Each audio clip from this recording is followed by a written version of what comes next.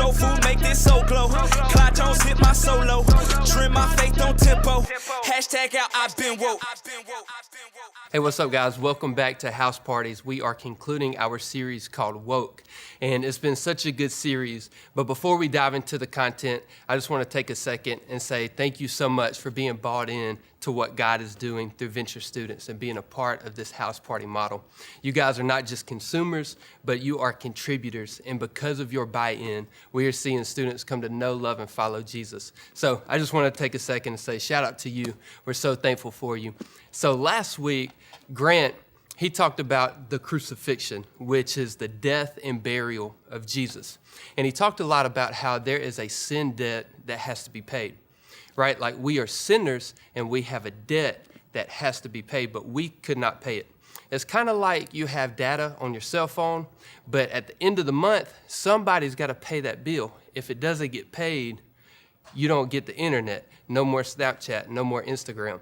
So it's kind of like that. In order to get more life on our phone, somebody's got to pay a debt. And so we had a sin debt that had to be paid, and Jesus paid that through the crucifixion. That's through the death on the cross. He paid for our sins.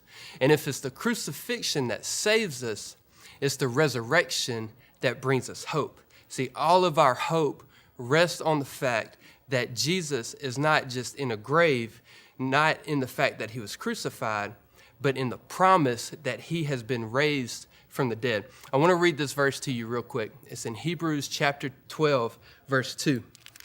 And it says this. Well, you know what? Before we go into it, go ahead and look at your neighbor. Let's get awkward real quick. Are you looking at them? Like, stare deep into their soul. Like, see their soul through their pupils. Are you there? Tell them, stay woke. All right. Now turn to your least favorite neighbor, the one you were avoiding. Just look at him real quick and say, stay woke. Bet. All right, here we go. Stay woke. Hebrews chapter 12, verse 2. This is what the writer says. He says, now fixing our eyes on Jesus, the pioneer and perfecter of our faith. It was for the joy set before him. He endured the cross, scorning its shame, and he has sat down at the right hand of the throne of God. So what the writer is saying here is this. Not only was Jesus crucified, but he has resurrected. He has been raised to life. We have hope. Our faith rests in the fact that we serve a God that is not dead, but he is alive. And just what if it didn't happen? Right? But I mean, what if this event really took place? What if it really happened? I mean, it would change everything. Even Paul, he's the writer of many of the books in the New Testament, but he writes in 1 Corinthians chapter 15.